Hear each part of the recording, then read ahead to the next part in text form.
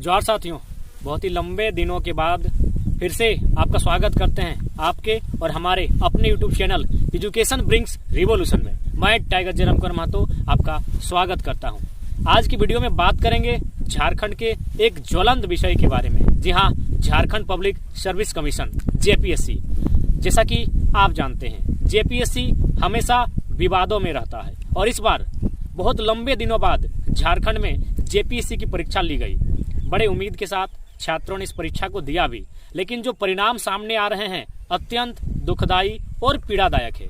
जैसा कि आपको याद होगा, एक बार 5वीं जेपीएससी हुई थी। 5वीं जेपीएससी आयोजन की गई थी, जिसमें बहुत सारे नेता, मंत्री और अधिकारियों के बेटे बेटी, उनके रिश्तेदार चयन होकर सामने आए थे।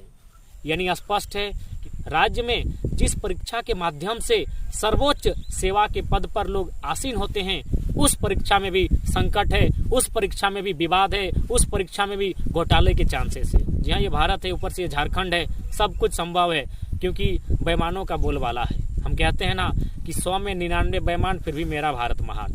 तो ये मजाक नहीं, वास्तविकता का विषय है। राज्य की सबसे बड़ा, सबसे महत्वपूर्ण इम्तिहान इस तरह विवादों में आना कहीं ना कहीं सोचनीय विषय है। जी हाँ, एक बार बारीकी से समझते हैं। जेपीएससी का जो इम्तिहान हुआ था, जिसमें महीने में पीटी का एग्जाम सितंबर के महीने में लिया गया था, और उस एग्जाम के रिजल्ट के बाद कई ऐसे विवाद सामने आए।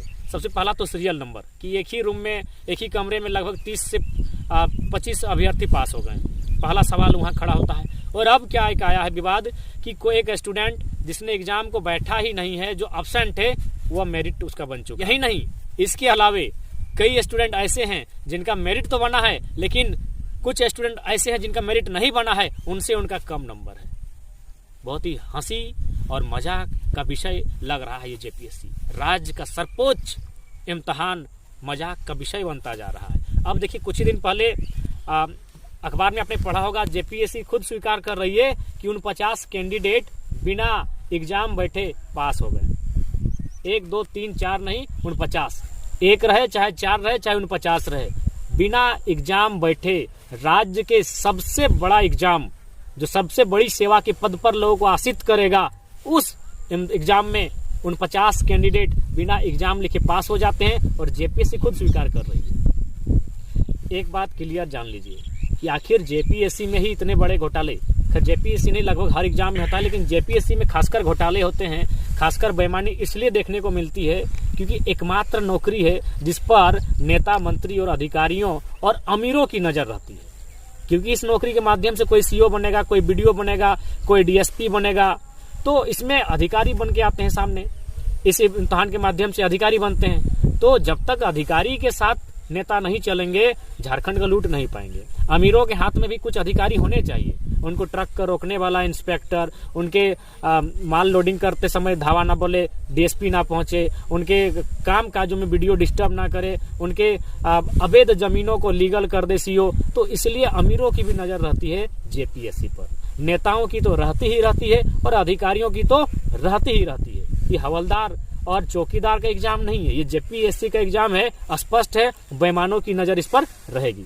इसी कारण जेपीएससी हमेशा विवादों में आती है। 5वीं जेपीएससी आपको खूब याद होगा, लग रहा था उस पीरियड में कि पूरी जेपीएससी को कहीं लोगों ने खरीद ना लिया हो। लेकिन खैर, अब आवाज कौन उठाएगा, क्योंकि जिसके पास धन है वह आवाजों को दबा देता है।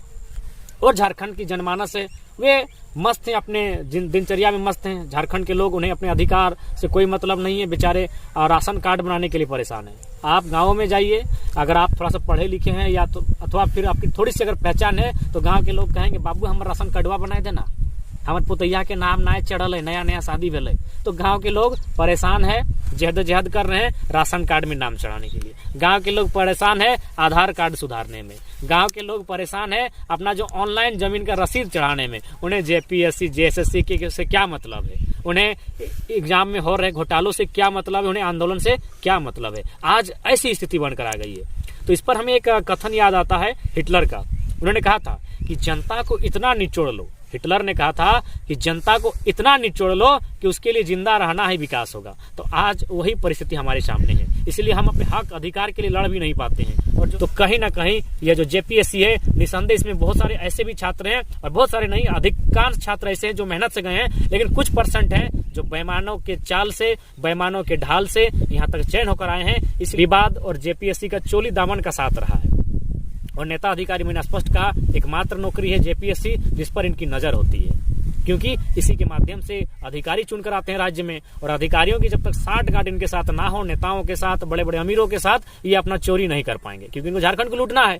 अगर लूटना नहीं रहता तो आज इतने दिनों बाद जेपीएससी आयोजन हुआ है, इस तरह की धांधलेबाजी, इस प्रकार का घोटाला नहीं होता। और दूसरी बात, जेपीएससी का चेयरमैन कौन है? माननीय अमिताभ चौधरी। पेपर कटिंग उठाइए, शायद 4 या 5 दिन पहले का है। उन्हें न्यायालय एक समन भेजी है, न्यायालय ने उन्हें समन भेजा है। क्या समन भेजा है? कोर्ट में हाजिरी देने का। किस विषय में? 196 करोड़ गबन करने के आरोप में। जी हाँ, सच सुन रहे हैं, 196 करोड़ गबन करने के आरोप में जो जेपीएससी के अध्यक्ष हैं, उन्हें कोर्ट ने समन भेजा है, नोटिस जारी किया है, कोर्ट में हाजिर होने के लिए कहा है। और ऐसे व्यक्ति से भी अगर आप उम्मीद करते हैं निष्पक्ष जेपीएससी होने की, तो शायद आप अंधेरे में हैं। इसलिए आज राज्य के साथ साथ देश के तमाम छात्रों को धीरे धीरे सचेत होकर आंदोलन को मजबूत करना होगा। आज इनके कारण न जाने कितने छात्रों के भविष्य अंधेरे में जाएंगे। कितनी उम्मीदों के साथ छात्र आस लगाकर रहते हैं कि अपने राज्य में मुझे अधिकारी बनना है, मेहनत करते हैं, पढ़ते हैं, लेकिन परिणाम क्या आता है? चंद रुपयों के लिए पता नहीं ये इन रुपयों को कहाँ लेकर जाएंगे, इसी धरती में खपत करेंगे या फिर चांद में ये घर बनाएंगे। और बनाएंगे तो क्या संजीवनी बूटी चक के वहाँ अमर होकर जाएंगे या फिर यहीं जीवन काटेंगे? समझ नहीं आता है इतने पैसों के ये करेंगे क्या। उसके बावजूद ये अधिकारी हमेशा करप्शन करते हैं। बड़े खेद के साथ कहना पड़ रहा है कि जेपीएससी पुनः विवादों में आ गई है। इसका सबसे बड़ा कारण है हमारे नेताओं की स्वार्थ नीति कि हम ही जितना खजाना है लूटकर हम ही भर लेंगे। और उनके साथ अधिकारी भी जुड़े हैं, अफसरशाही और नेता मिलकर आज इस राज्य को 21 सालों में लूट लूट कर कंगाल बना दिया है। कोई इम्तहान सही से यहाँ क्लियर नहीं होता है। अरे वो तो जेपीएससी बहुत बड़ी बात है, धनबाद का होमगार्ड का बहाली आया है 2017 में, उसको आज तक क्लियर नहीं कर पाए हैं। तो ये दुर्दशा हमारे राज्य की है। और एक विशेष बात, जितने बड़े इम्तहान होते हैं उतनी बड़ी सेटिंग होती है, लेकिन हाँ वे लोग थोड़ा चालाक है।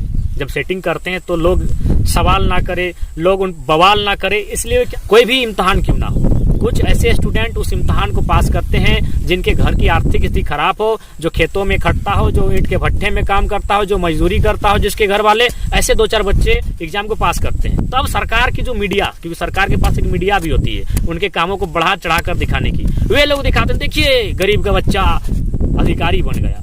घोटाला 1000 का हुआ है, लेकिन एक वो बच्चा ऐसा बनता है अधिकारी जो वास्तव में गरीब होता है। और हम लोग फिर फोकस करते हैं उन घोटालों को, भूल जाते हैं उन अमीर के बेटों को, भूल जाते हैं जिन्होंने पैसे से सीओ वीडियो का पोस्ट खरीदा है। हम लोग उसको देखते हैं कि हाँ 2-4 को बच्चा जो दिखा दिया कि हाँ गरीब का, जिस तरह अभी देखिए हार में पास होकर अधिकारी बने और हम सबको सुनने लगते हैं कि गरीब का बेटा अधिकारी बन गया। वास्तव में 2-4 लोग ऐसे बनते हैं, लेकिन मेन स्ट्रीम क्या होती है, उसी के ठीक पीछे दूसरा पहलू क्या होता है, अमीरों के बेटे जो सेटिंग के माध्यम से यहाँ तक बाएं हैं उनको ढकने का काम किया जाता है।